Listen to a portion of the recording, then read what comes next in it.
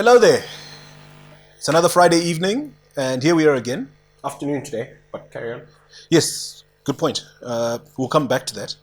Here we are again at the end of a week, having a chat, enjoying a bit of tipple or whatever that is, and trying to solve the world's problems.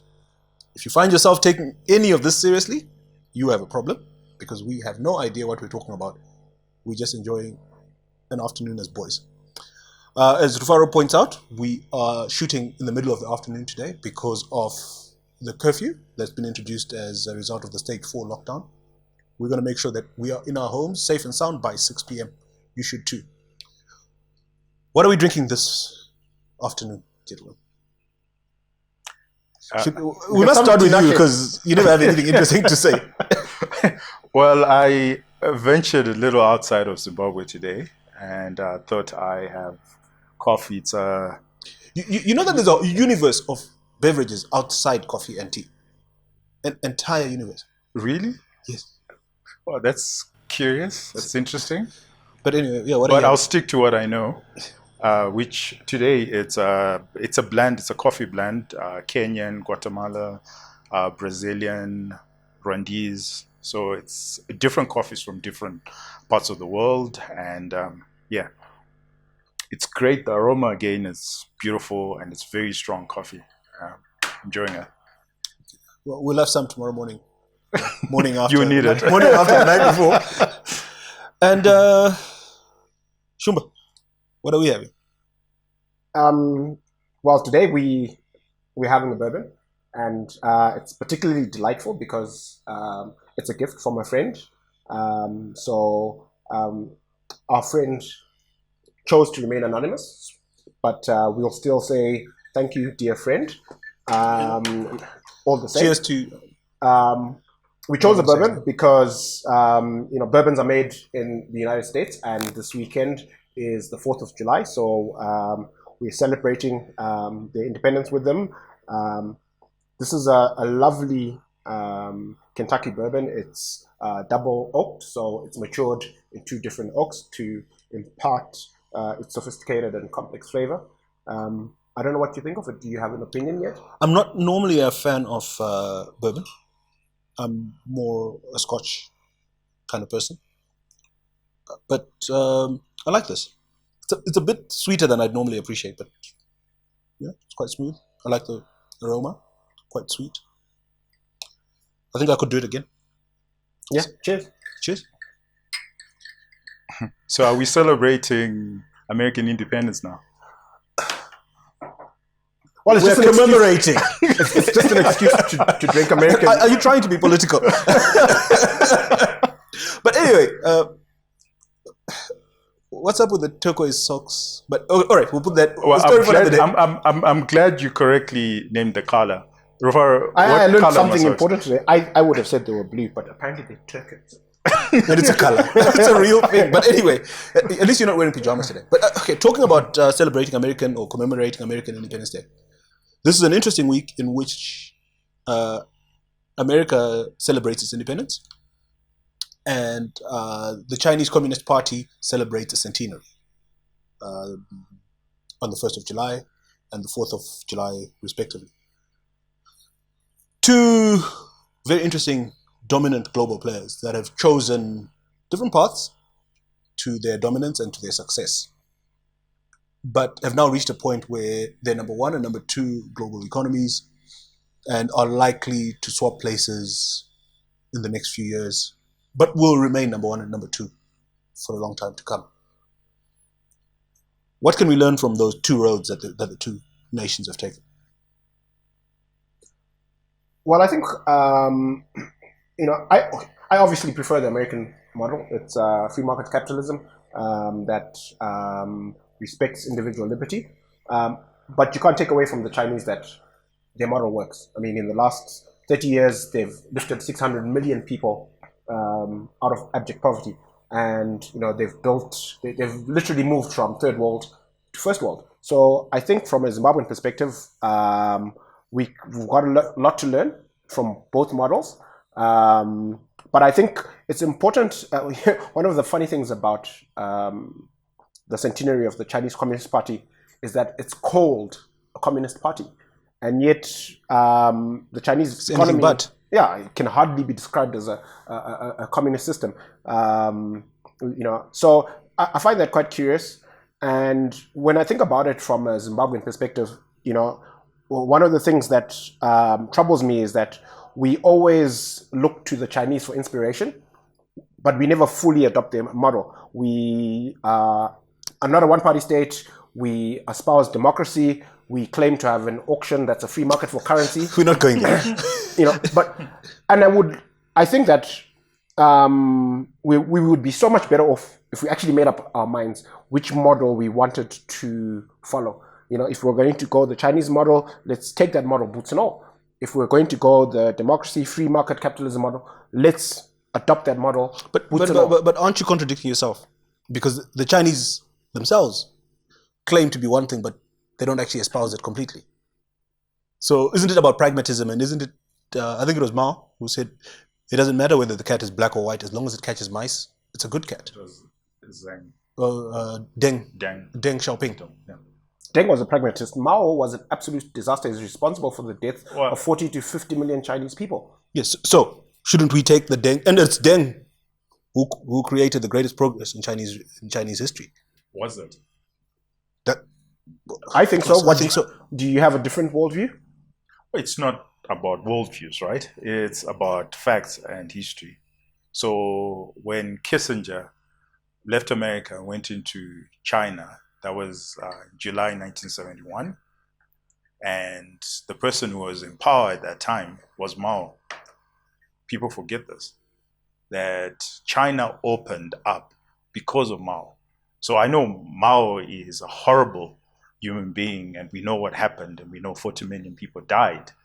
But when you look at the progress of China, you cannot take it away from him that he's the man who started opening up to America. So when you look at the Nixon-Mao talks, which then happened a year after Kissinger had been to China, which was 72, I think that is what began the process of opening up China. Okay. Well, So I think he's got an important part to play. And the point, back to your pragmatism, I think what China has taught us is they have a feedback loop in their system. When it does not work, they're willing to change. And that's the thing that I find that Zimbabwe. we don't. We don't. We get all We this double information. down when we get. We double down on stupid and Well, very do we? I mean, no, ridiculous. but look at the whole SI 127 thing, right? Mm-hmm. So they promulgated it. It didn't. They didn't even wait for it not to work. They were told it doesn't work, and they climbed down. So is it true? Remember, SI happens in a global arena. That what really matters are the fundamental issues. So you're talking about a man who gets into power in 1949, but by 1971, he makes an about change. And I think that's significant. Right? But isn't that the same here? No, it hasn't happened. We're still under command No, but economics. did Mao? I want to challenge this idea that Mao was the reformer. I think that Mao.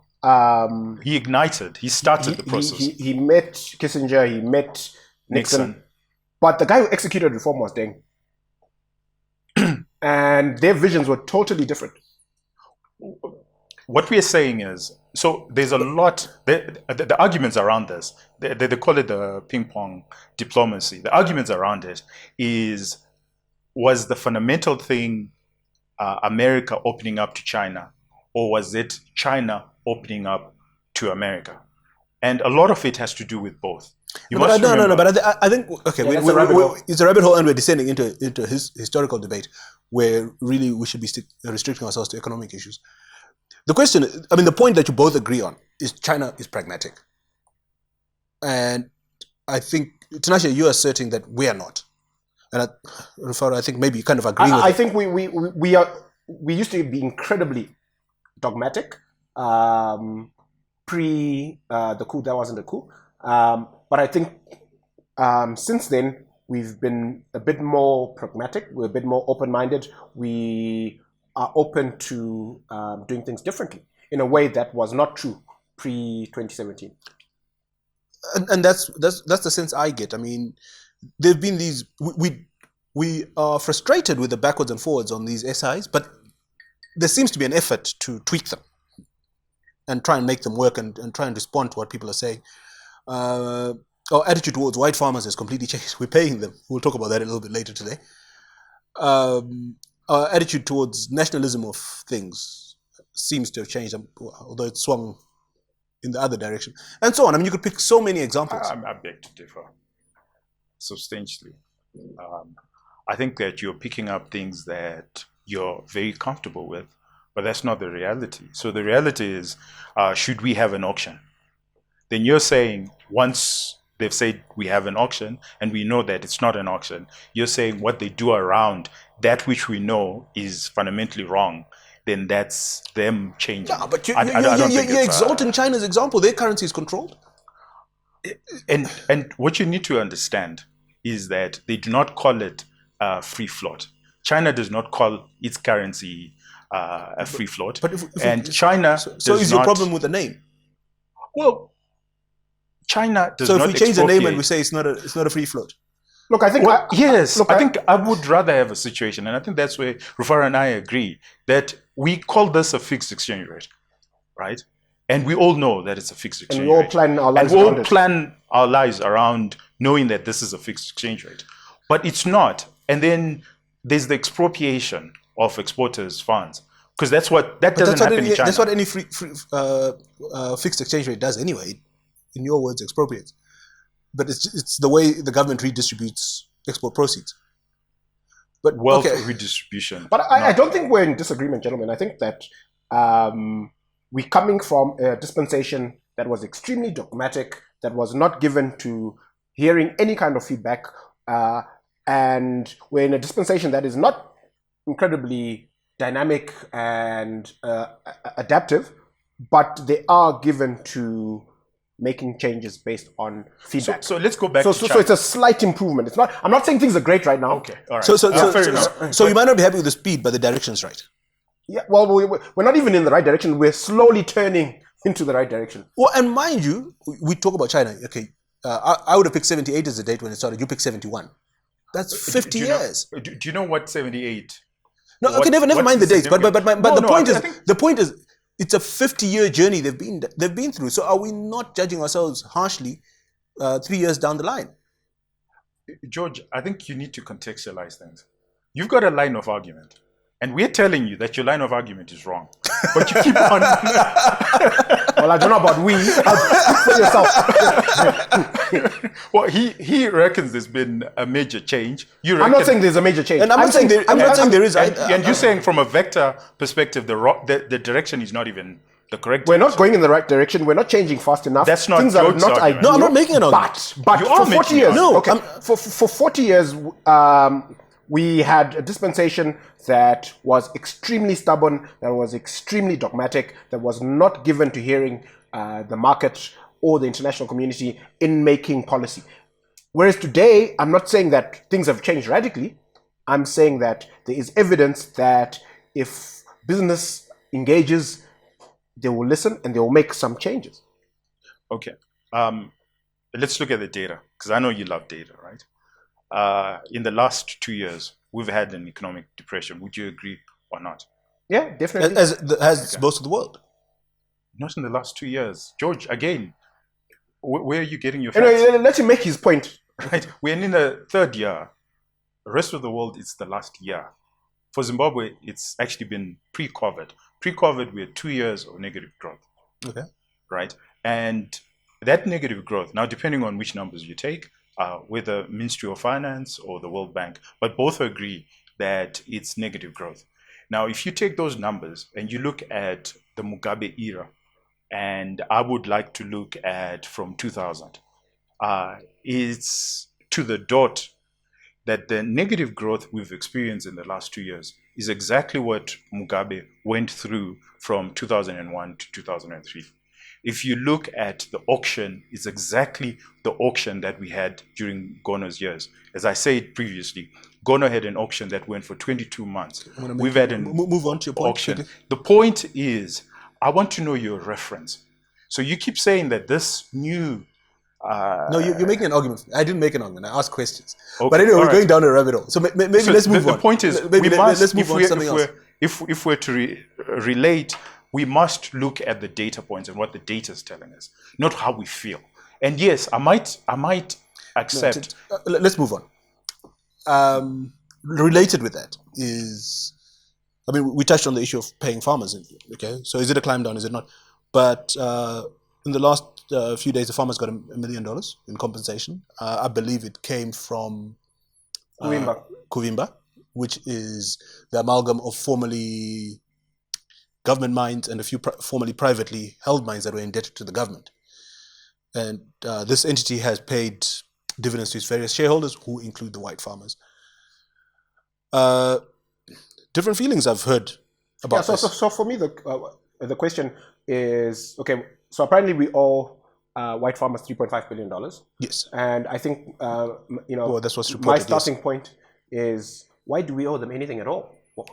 We took their tractors and their fences. Yeah, but we had land reform on the basis that there was land that was stolen from us, right? Yeah. So if We're you not steal paying my, for the land.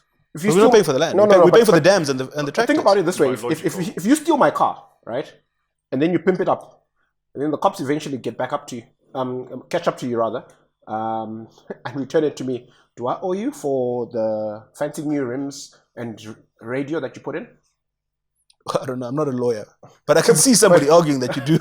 Yeah, you do. What do you think? But what I think is we need to contextualize that this is a constitutional obligation that we have, and this was not the current. This is the Constitution, the 2013 Constitution, where we, as Zimbabweans, said we'll compensate the farmers for the improvements. I don't think So there's any that's problem. a legal matter. I'm questioning the principle, morality. the principle, because if you're saying it's because the 2013 Constitution has certain has created certain obligations for us, well and good, because we've got the power to change the Constitution. If we think that that was a mistake to make those commitments in the 2013 Constitution, we can actually correct that mistake. So what I want to establish here is, in principle, do we owe farmers for improvements, and why? Well, in principle, yes, we do. Because the minute you say, in principle, do we owe them on improvements? This is money that they put in. But how do they make Yes, that we money? do. So in principle, yes, we do. How do they make that But money? how much of those improvements were made by reinvesting profits made from the land in the first place? And all sorts of abuses of us. Okay, so Well, the Namibians are getting $1.5 billion dollars from the Germans. Yeah, For the abuses. and the Israelis also may got I a big make check. a suggestion? Yeah. I think avoid this particular risk. You guys accuse me of going down a rabbit hole continuously, and today you're going down a rabbit hole. And the basis of commerce, the basis of any trade, if you think about it, we negated that fundamental right when we invaded those farms. So even What's that the land, basis? What's the because the basis? land itself had a title deed, and we decided to change the constitution. To your point, Rufaro, which is fine, but somebody put their money, somebody put their sweat, somebody put their effort in improving that particular land. And I actually agree with the government that these farmers must be paid back. Now we can get into the Why? details. Yeah, this is what I want to hear. Why? Oh, because right, they put in the improvements, right? They built houses, right? And we took over those houses. So my issue has nothing to do with whether or not we compensate the farmers. My issue is, why do I, as a taxpayer, why am I having to compensate the white farmers So when you're I'm not on the farm? You're But answering a it's the different same question. You're answering a different question. I want to get to the principle of, do we owe them anything? And you've said it quite well. You said, look, they had title and they put all these improvements, therefore they are entitled to compensation, right? Because the state expropriated the title. Now, my question is, when this title was created, right?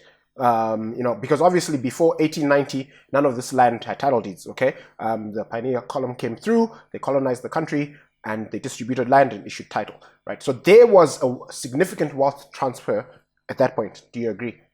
No, I disagree, but continue with the argument. Right. So, and the whole premise of land reform is that wealth transfer was unjust, and we are correcting that injustice. Right. So, surely at the reversal of that wealth transfer, all the improvements should have been dealt with at that stage. Okay, so And then, if I may come in and maybe make a similar argument, if you steal my bus and you operate my bus for 5 years, and I catch up with you and take my bus back, but over the years you've made a profit from having my bus, and using those profits, you've bought houses, you've bought cars, you've done all these things. Am I not entitled, when I recover my bus, to also recover these things you've done with the profits you've made from my bus? okay, so the fundamentals in your arguments are wrong. You should And be I'm careful actually with quite words like that. surprised. I'm actually quite surprised that you guys have not really looked at the facts of the matter.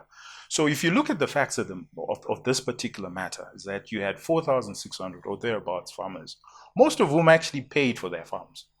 Are you aware of this? Yes. That a lot of these farmers. Yes, but paid, So George steals my really- bus and sells it to me. So I've paid for it. So what? Remember they had title. That's why we had to change the constitution. When that guy came from the UK after the World War II, and he came to this particular land, never mind that there was a change in government later on, but when he came to this particular land and he bought a piece of land, that piece of land was duly recognized by our constitution as titled land. But remember, we've Now, agreed. Let's set aside the legalities for a second, and because the legalities we can change. And If- none if of we us are agree on a lawyers principle. anyway. You Let's look- you let's cannot deal with change the your principle. argument. So we're dealing with the principle. And I am saying that if today you were to sell your car to George, right?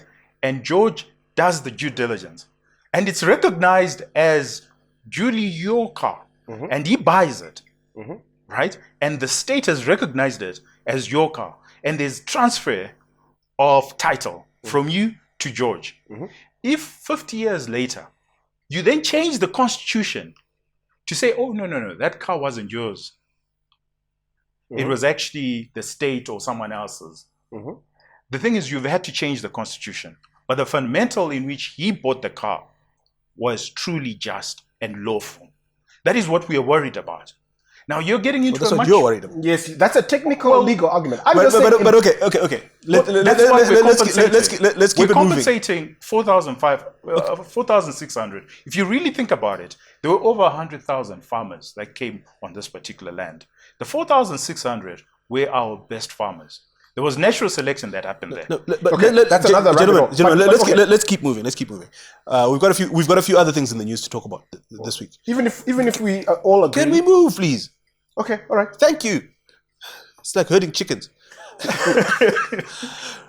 Also in the news, well, not this week, but the week before, I think, or a couple of weeks ago, various export incentives that were announced particularly for incremental exports. You can retain more proceeds. If you also list on the Victoria Falls Exchange, you can retain 100% of your proceeds and so on. But just going through that again this week, one thing that caught my eye is particularly that gold producers are no longer obliged to sell all their produce to Fidelity printers. All major gold producers can now directly export their incremental production. So whatever they mined, I think before June, is set as a benchmark. Anything they mine and sell above that, they can sell to whoever they like anywhere in the world and keep all that foreign currency. The incremental. Yes, the incremental portion. That's what I said. Yeah. So my opinion, right? Before we even get into is this a good thing or a bad thing, right?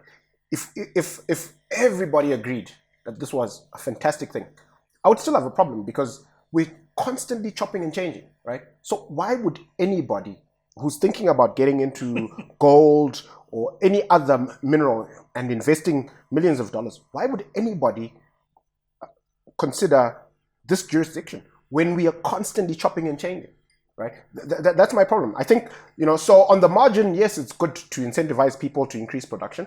So, we can, I think my view is, so it's a positive policy change, but there are just too many of these policy changes. Can we make up our minds about how we want to operate in mining, from a taxation and regulatory framework perspective, agree that we're going to cast it in stone for the next 10 years and move on. Okay, and that's an interesting point. We touched on it, I think, last week or the week before.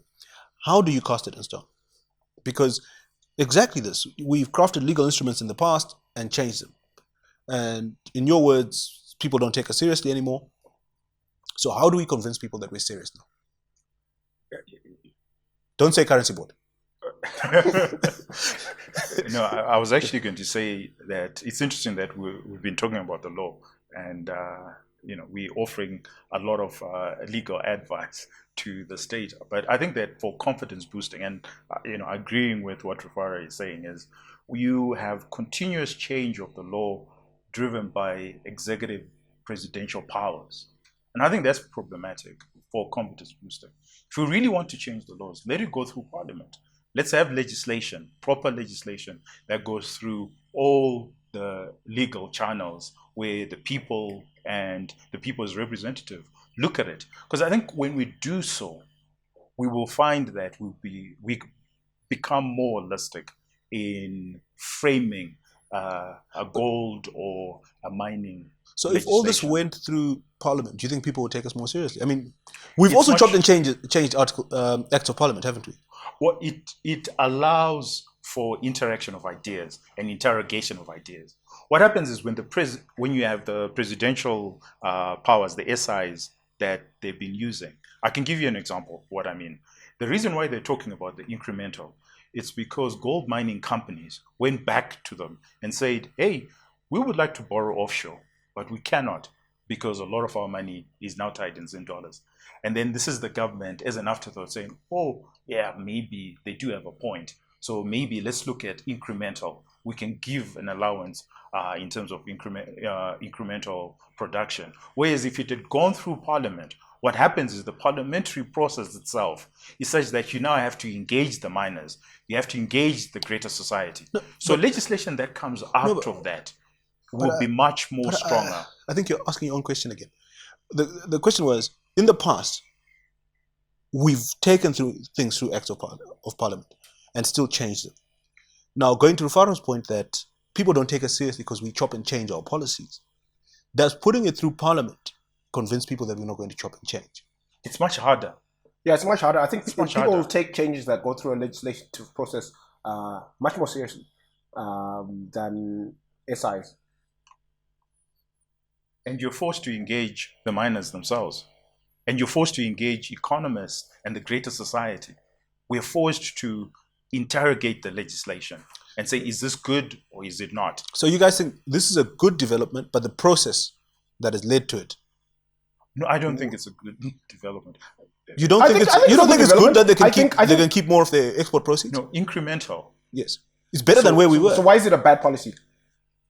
Because it does not address the fundamental. No, we agree that the fundamentals are bad, right? And the past was bad. Right. So, okay, you've got a dispensation in which if you increase production, you don't benefit from higher retentions. There's no sweetener for you to increase production. In fact, if we go back a few years, we had a dispensation in which if you were a Korokoza, you got US dollars for your production from the government.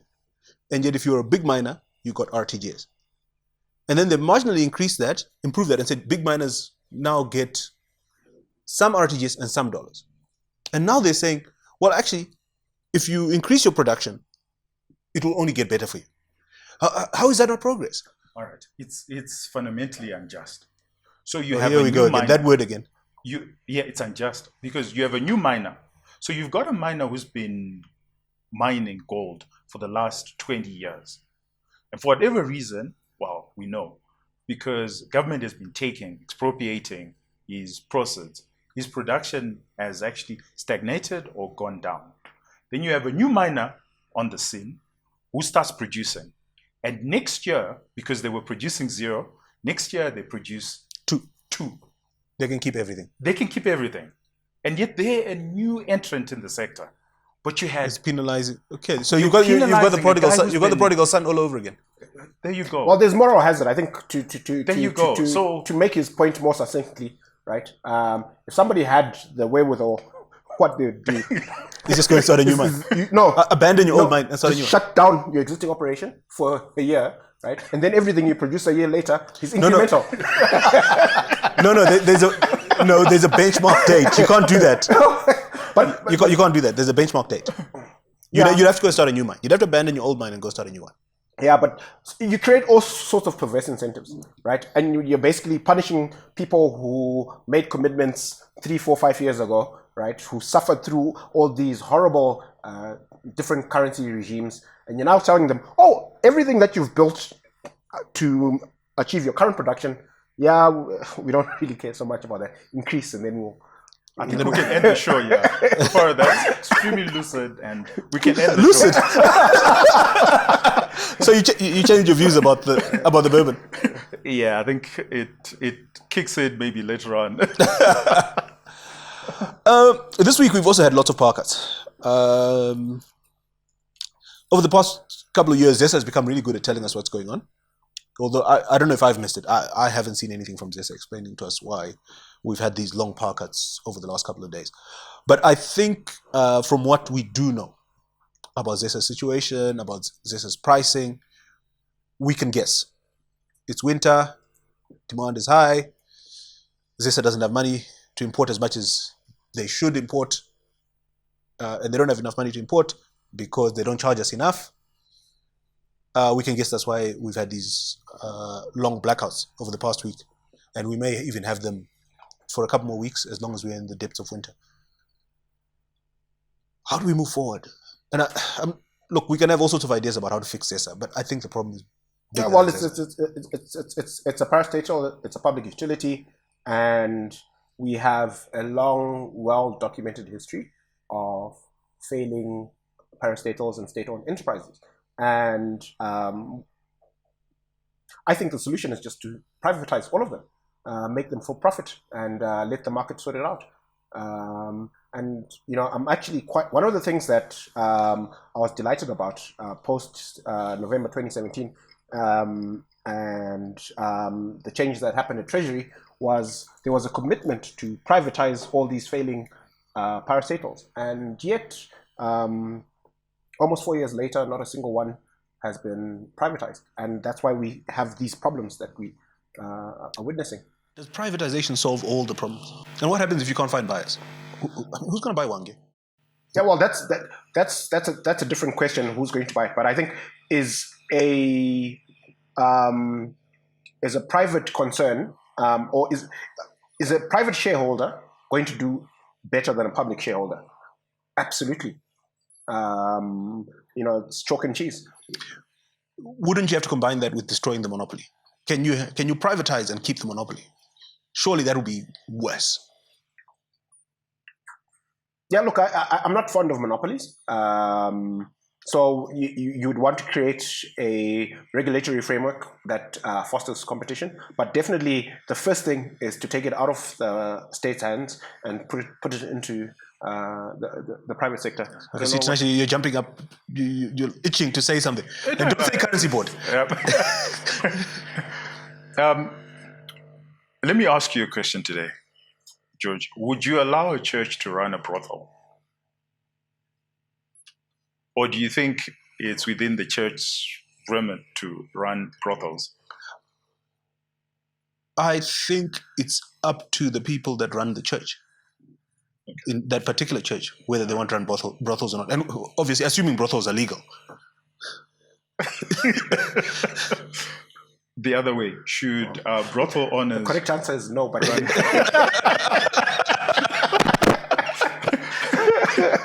Actually, but I think I know where he's going with it, and that's why I'm deliberate about saying it. It's not up to anybody to tell the leaders of a particular think church that- whether they should have brothels or not. Well, it's up to those yeah, people you're and the law trying of the to land. be clever by half, but the point is, I agree with Tinashe.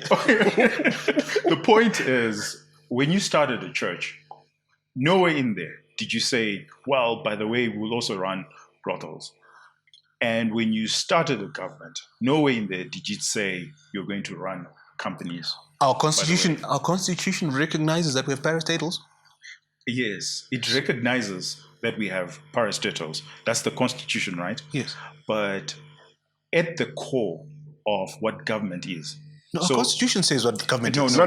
What- But you see, the point he's trying to make is, let me please put it help him, succinctly. because- The point that Tinashe is trying to make is that governments are not in the business of running anything for profit. They're in the business of government. Protecting the people. That's it. So they don't have the skill set, nor do they have the wherewithal, nor the bureaucracy. So no matter how much you change the constitution of a church to start running brothels, that was not the design of a church. So you get into So this they would never do it problem. well. That's the least of your worry.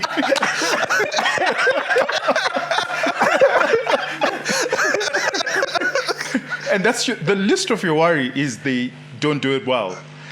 Your biggest worry is they take over all the brothels. Right? And then run them badly. And then run them badly. And that's the problem with government. And I think that when we started this conversation, which is very interesting, it's how China is dealing with this matter. Yes, how are they dealing? Right? So when you look at America, the growth of China has been really predicated on America opening up to Chinese products. So in 1978, when they started, when eventually America was open to China, the trade was $4 billion. Now it's $400 billion, $500 billion. And the question we must ask is, who is exporting these products? It's not the state. It's not the Chinese state. It's tiny little Chinese companies. It's tiny little Chinese companies because they're good at doing so. And when you look at This is the same for Germany. a 40-year period from 4 billion to 400 billion now exports, these are Chinese companies who are doing so. It's not the state. So coming back to Zimbabwe, it's a bad idea for governments generally, more so for Zimbabwean government, to be running businesses. And I think that what they need to be doing, going back to our conversation we had last Friday, is they need to open up the economy. They need to privatize, even sell these businesses for $1. It doesn't matter. Somebody who knows how to run these businesses will take them over and will grow them and take them to the next level. So And if they fail, if they take over and they fail, the market have no will sort it power. out. They'll go through bankruptcy. Somebody else will come in, and the losses are until you have- privatized. Exactly. So I mean, think about it. If you look at our neighbor south of Limpopo, right? They run a $300 billion economy. They failed to run a national airline. I think since 1994 they pumped in almost 60 billion rand into South African Airways, and they failed. And that's a much better run country than ours, right? So why are we, with our atrocious track record, still holding on to these parastatals? It doesn't make any sense. But are they, okay, so But this must be really good with as a matter of fact, I think I'll have a bit more. But aren't there certain entities that must be natural monopolies? And if there must be natural monopolies, can they be allowed to be in private hands? Give us an example. Answer your own question. Electricity distribution infrastructure. It was never in government hands when it started. But can you always sustainably have multiple companies building power lines around the country? That's how it actually started, right? In New York City. But then eventually it tended towards monopolies. So for viability.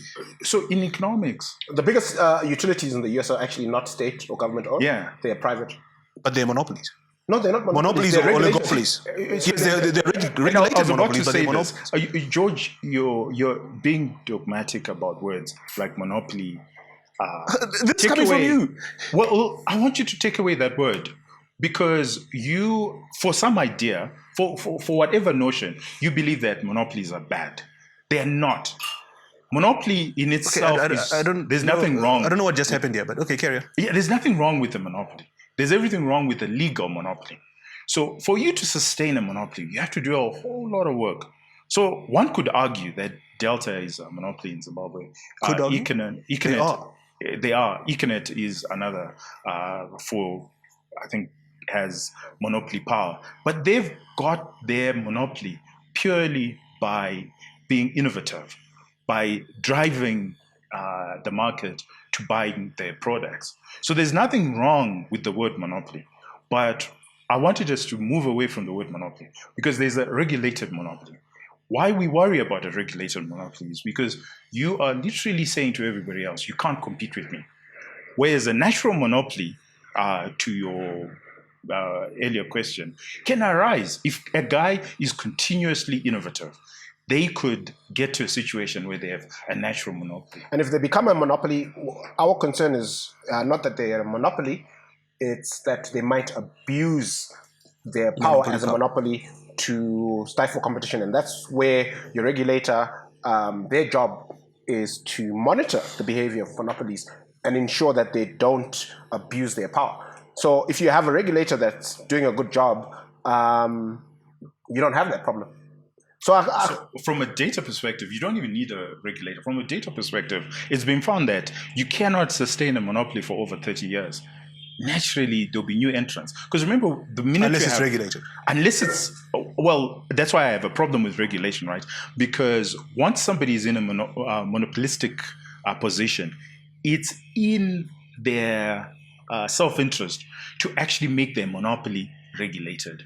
So this is where you have crony capitalism, where the guys who are big, and we've seen this in the pharmaceutical industry, is once you become dominant in that industry, what you will do is you will start conniving with the politicians and then create that barrier. It becomes a regulated barrier. But on its own, I don't know if you guys might be interested in this, but have you ever wondered why the unregulated drug industry never has a monopoly power, and yet the regulated drug industry always has this big dominant? No, I've never wondered, but I'm sure you're going to tell me. But it's cronyism. That's what naturally happens. Is it because it's a free market? Yes, it's a free market, unregulated. Whereas Big Pharma is not a free market. They're all these. If you woke up today and you decided you wanted to change your life and become a pharmaceutical, it would be uphill to compete with your Pfizers and. I mean, even if you just wanted to grow weed legally in Zimbabwe, it's a mission. But if you wanted to grow weed illegally, I think that's a bad example. That's a bad example. No more whiskey for you. Anyway, I think the sun is going down. I see the producer jumping up and down. We need to start wrapping it up because of the curfew. But maybe, this is a good time to talk about it. We've now moved to stage 4, whatever stage 4 means. Has anyone seen the list of the stages? How many stages are there? And which one's the best, which one's the worst? Because most people don't bother. Have you? I mean, you read a lot of things. This is not my area of specialty, so I'll... Okay. So anyway, we're on stage 4. We're on stage 4 of the stage 4 lockdown. We've been told that we must be in our homes by 6 p.m. and we mustn't leave before 6 the next morning. Yes, apparently the virus becomes much more infectious after 6 p.m. No, Rufaro, I don't think that's the reason. I think the reason is because of the things that the things you're likely to do if you're out and about after 6 p.m. But so we've got to be home by 6. We've got to close our businesses by 3 in the afternoon. We can only, unless we're an essential service, we can only have 40% of our staff in the office. Mm. And we're likely to see a few more restrictions. Our kids can't go to school for another 2 weeks. We know why the government is doing this. Cases are on the increase. The situation in Zambia is becoming extremely worrying. We see similar things coming out of South Africa. We fear that we won't cope if we don't do something in this country. Is the remedy not worse than the cure? Yeah, look, I think there are countries and jurisdictions that have done a phenomenal job in terms of managing the pandemic, and unfortunately, they're in the minority. Most of the world has done a horrible job.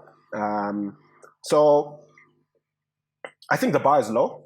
My view is, lockdowns aren't the best solution. Some of the countries that have had really good outcomes, like Taiwan, like Singapore, like South Korea, did not have the kind of lockdowns that we're seeing in Zimbabwe and South Africa. But they had a lot more money. Well, I don't think money moves the needle as much. I think notwithstanding that we're poorer, the kind of hard lockdowns that we're doing just don't produce great outcomes. If you look at last year, for example, South Africa had a very hard lockdown. Zambia was very laissez-faire. And yet South Africa had much worse outcomes than Zambia last year. But Zambia is paying now. Yeah, this is 15, 18 months later, right? And South Africa is still having issues. You'd think that their hard lockdown last year would have sorted them out, right? But, and even today, the situation in South Africa is actually worse than the situation in Zambia. So is a hard lockdown the solution? So you'd have us just wandering around freely? No, I think, look, so we've vaccinated a whole bunch of people, right? Can these people operate differently from people who are not vaccinated in terms of the current regulatory framework? No. So what is the incentive to be vaccinated? If staying alive? Well, look, I'm just not convinced that the lockdown that we're pursuing is the best way forward. I think that there's so many lessons from the countries that got it right that we can learn and execute here and have better outcomes, both from a health perspective and from an economic and business standpoint. Tinashe, are you going to wade into this? And I know you're trying to skirt the issue, but I mean, from a business point of view, is the remedy not worse than the cure? I would agree with you. And I would go a little further and say that the way our government has favored certain industries, it's quite unfortunate. So when you look at mining companies, agriculture, there's a serious favoritism that goes towards them. And then when you look at contribution to GDP, you have tourism, for example, that contributes as much as mining, and yet all our tourist attractions and resorts have been closed down. Well, there's no intercity travel has been prohibited. So that will affect seriously on our tourism. It will affect seriously on... Go on. Yeah, it will affect seriously on our wholesale and distribution, our restaurants, a lot of those businesses. And my question is, are they any different from agriculture, mining? But isn't it a function of the extent to which people interact in the different sectors? So if you live on a farm, you're pretty much isolated from the rest of the world, and you guys can wake up and go to work every day until there's COVID on the farm. Whereas a hotel, you're moving your products, right, from your farm, and you're going to the market. But it's different. And you're allowed. In fact, when you're in agriculture, you're allowed to cross intercity. No, you guys have to eat. Well, what we are saying is, it turns out that tourism... The virus doesn't like farm workers, but it likes tourist operators. Yeah. Is that... No. Well, I mean, the counter argument, and as I was starting to say, look, if you guys live on a farm, most people that live on a farm stay on the farm all day, every day for several weeks at a time. But how does the food come from the farm to my plate? Let me finish. Whereas a different kind of business, like a distribution business, everybody is interacting with multiple people many times a day. And should there be an infected person there, it's very easy for that business to become a super spreader. Yeah, but do we believe in COVID protocols? Do we think that they work? Right. So if I'm running a distribution business and I can demonstrate that all the staff there has been trained and follows protocols. They sanitize, they wash their hands, they're wearing masks. So what's the point of all of that then? If we just say, you know what, we don't care, shut it down. Food for thought. But we let the Mbari markets, it's okay. They can do whatever they want. You guys need to eat. Well, it turns out tourism brings in a lot more money and is more efficient in our GDP than agriculture and mining. But we have yet to we eat. still favor But we have those to eat. particular industries. No, what we're saying is less favoritism. If what you've given to agriculture and you've given them the protocols and how they should operate, surely those should translate to all the other industries. So you've closed our borders, right? And a lot of people are twiddling their thumbs. They've got lots to do at home, but some would love to travel. This is a good time for them to travel between cities and see all our tourist attractions, and yet they're prohibited. And if you do travel, the restaurants are closed. And yet the restaurants are meeting all the protocols, all the COVID protocols. So why? Why are they closed? Why are they closed and yet I think the producer is going to kill us. We must wrap this up. I think there's no simple solution to this. I think what we all share in the country at the moment is I think we're all a little bit depressed that it has come to this. We can have different opinions about how it should have been handled, but unfortunately we are where we are, and it looks like we're in for a difficult couple of weeks at the very least, and possibly longer. But I'm encouraged and tempted to sing a childhood song of mine. I'm not going to sing. I'm tempted, but I'm going to stay calm. So some of you might remember this song. Don't worry, be happy. In every life we have some trouble, but when you worry, you make it double. Don't worry, be happy. Don't worry, be happy now. We've come to the end of another week.